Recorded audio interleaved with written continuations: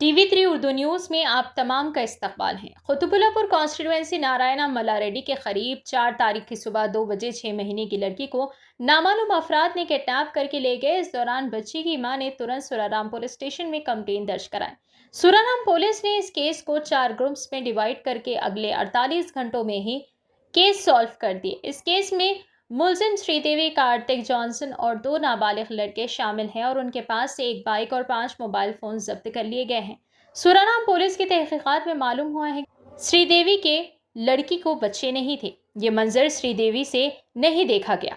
लड़की ने आंखों में खुशी देखने के लिए ये जुर्म करने की साजिश करी। 3 तारीख के दिन कार्तिक जॉनसन और 2 नाबालिग लड़कों ने सुराराम नारायणा मल्लारेड्डी के एरिया में जाके देखा कि वहां फुटपाथ पर रहने वाली एक औरत के पास 4 मासूम लड़कियां हैं।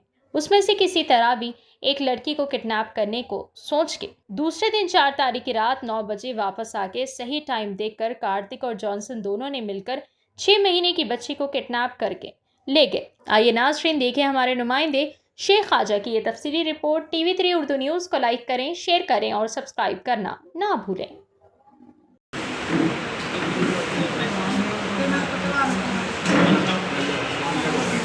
మేము కూడా గవర్నమెంట్ నుంచి ఏదన్నా సాయం ప్రయత్నం చేస్తాం. పిల్లలు ఆడపిల్లలు కాబట్టి జాగ్రత్తగా. ఈరోజు సూరారం పోలీస్ స్టేషన్లో ఒక మంచి కేసు రిలీజ్ చేయడం జరిగింది. ఇందులో ఒక 6 నెలల పాపని పూర్ ఫ్యామిలీ డైలీ లేబర్ పని చేసుకుంటూ ఫుట్పాత్ మీదనే వాళ్ళ నివాసం ఏర్పాటు చేసుకొని ఉంటున్న క్రమంలో ఒక ముఠా ఏర్పడి పిల్లల్ని కిడ్నాప్ చేయాలనే ఉద్దేశంతో మన 3-4 ఈవినింగ్ నైట్లో 6 నెలల పాపని మన మల్లారెడ్డి హాస్పిటల్ నేరిస్లో ఫుట్పాత్ మీద పండుకున్నప్పుడు అక్కడి నుంచి కిడ్నాప్ చేయడం జరిగింది. ఇందులో మనకి 4వ తారీఖు తెల్లవారుజామున 2 గంటలకు మనకి ఇన్ఫర్మేషన్ వస్తుంది. నారాయణ మల్లారెడ్డి హాస్పిటల్ దగ్గర 6 నెలల పాపని కిడ్నాప్ చేసిందని చెప్పేసి వాళ్ళ మదర్ నవనీత కంప్లైంట్ చేయడం జరిగింది. ఇమీడియట్గా కంప్లైంట్ అందగానే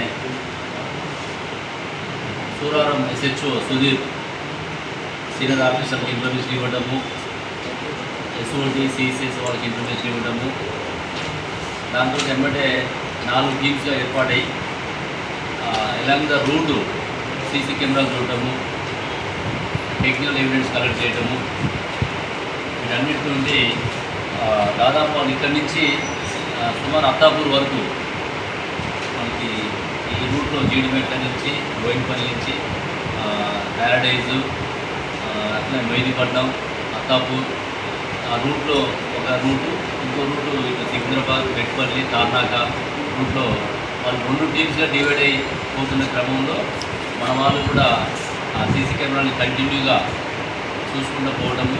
అత్తాపూర్ పిల్లర్ నెంబర్ 177 దగ్గర వాళ్ళకి కొంచెం ఇన్ఫర్మేషన్ రావడము, అక్కడ ఈ సీసీ ఫుటేజెస్లో వచ్చిన ఫోటోగ్రాఫ్స్ కూడా ఆ ప్రాంతంలో చూపించడం వల్ల వాళ్ళు అక్కడ గుర్తుపట్టడము. వాళ్ళు ఒక ఫంక్షన్ హాల్లో క్యాటరింగ్గా పనిచేస్తున్న ఇందులో నేరస్తులు మొత్తం మీద 5గురు ఒక గ్యాంగ్గా ఏర్పడి ఈ కిడ్నాప్ పాల్గొనడం జరిగింది. ఇందులో ముఖ్యంగా శ్రీదేవి మనకి మెయిన్ ఈమె ఏంటంటే వాళ్ళ ఆడపడుచు, అంటే వాళ్ళ అన్న భార్యకి అన్నకి పిల్లలు లేకపోవడం వల్ల వాళ్ళు బాధపడుతున్నారని ఆ బాధని తొలగించాలనే ఉద్దేశంతో ఒక పథకం ప్లాన్ చేసుకొని ఇక్కడ ఉన్నటువంటి వాళ్ళు ఆ క్యాటరింగ్ పని చేస్తున్నటువంటి వాళ్ళు వీళ్ళు కూడా రాయల్ హైట్ ఫంక్షన్ హాల్ అత్తాపూర్లో పనిచేస్తున్న రాయల్ నగర్ ఫంక్షన్ హాల్లో వాళ్ళతో డిస్కస్ చేసుకొని ప్లాన్ చేసుకొని ముందు రోజే వచ్చి ఇక్కడ రెక్కీ చేసుకోవడము, ఈ హాస్పిటల్ సరౌండింగ్లో అయితే ఎవరన్నా పిల్లలు ఉంటారనే ఉద్దేశంతో వాళ్ళు ఈ యొక్క ప్లేస్ని ఎన్నుకోవడం జరిగింది. యాక్చువల్ వీళ్ళంతా కూడా కర్ణాటక, నేటివ్ ఆఫ్ కర్ణాటక, బీదర్ జిల్లా. ఇక్కడ జీవనోపాధి కోసం వాళ్ళు హైదరాబాద్కి వచ్చి అత్తాపూర్ రాజనగర్ ఏరియాలో ఈ క్యాటరింగ్ పని చేసుకుంటూ అక్కడ ఉంటున్న సందర్భంలో వాళ్ళ బంధువులకి పిల్లలు లేని ఉద్దేశంతో ఆ బాధను తొలగించాలనే ఉద్దేశంతో వాళ్ళు ఈ ప్లాన్ చేయడం జరిగింది. ఇందులో ఇన్వాల్వ్ అయినటువంటి నేరస్తులు శ్రీదేవి, 2 కార్తీక్, 3 జాన్సన్, వీళ్ళ ముగ్గురు కూడా ఉన్నారు. వీళ్ళతో పాటు 2 మైనర్స్ ఉన్నారు. వాళ్ళు 17 years ఉన్నవాళ్ళు వాళ్ళ పేర్లు కానీ వాళ్ళని మనం మీడియం చూపించబోతున్నాం. దీంతో పాటు వీళ్ళ దగ్గర ఒక బైకు, ట్రైన్లో వాడినటువంటి బైకు, ఒక 5 ఫోన్లు కూడా సీజ్ చేయడం జరిగింది. వాళ్ళు ఉదయం నైట్ 9-10 గంటల ప్రాంతంలో ఒకసారి వచ్చి రెక్కీ చేసుకోవడము, వాళ్ళు ఎక్కడ పడుకుంటున్నారు ఎట్లా చేయాలని ఉద్దేశించి ఈ లేడీ కూడా వచ్చి చూసుకొని పోవడం జరిగింది. తర్వాత వాళ్ళకి మిగతా వాళ్ళ అసోసియేట్స్కి చెప్పడం వల్ల వాళ్ళు వచ్చేసి బైక్ మీద వచ్చేసి పాపను తీసుకొని పోవడం జరిగింది. వాళ్ళు యాక్చువల్గా వాళ్ళు పేదరికంతో ఉన్నది ఇక్కడ ఫ్యామిలీ. వాళ్ళు 4 ఆడపిల్లలు.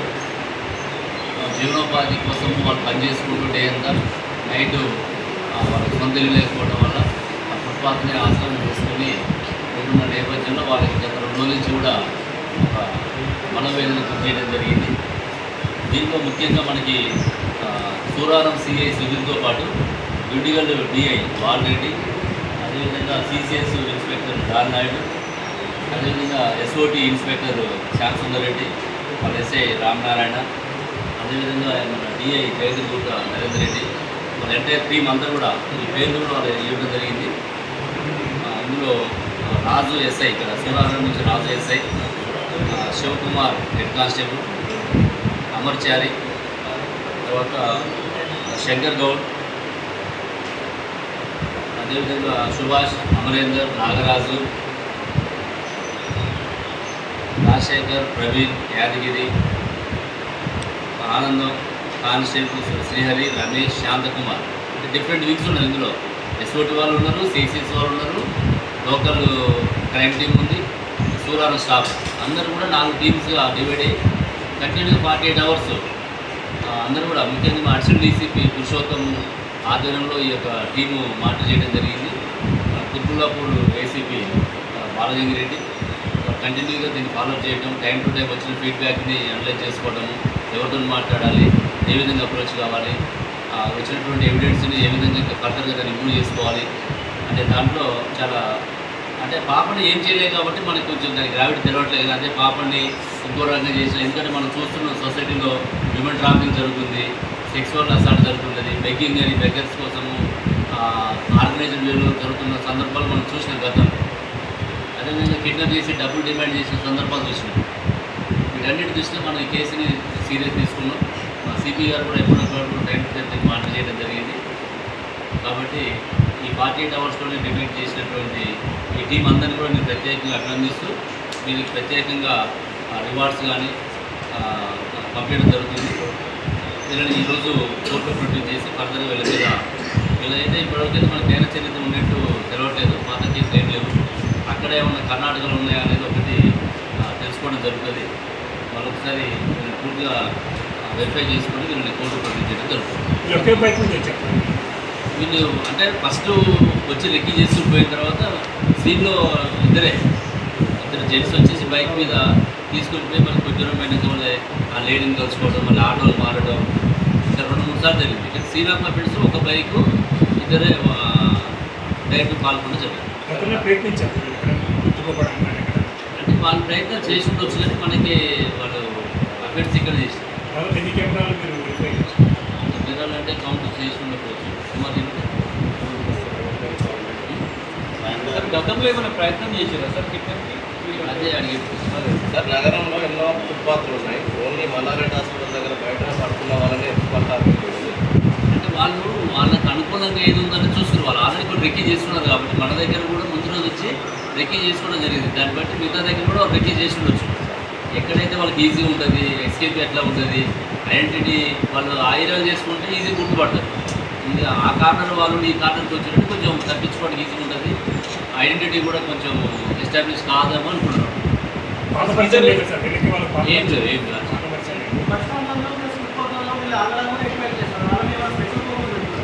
చేస్తాం, ఎప్పటికప్పుడు మనం నైట్ పెట్రోలింగ్ ఇంటెన్సిఫై చేస్తున్నాము, డైల్ 100ని వాడుకోమంటున్నాం. ఇప్పుడు ఆమె కూడా ఏంటి ఇమీడియట్గా మనం కంప్లైంట్ చేయడం వల్ల మనం రెస్పాండ్ కాగలం.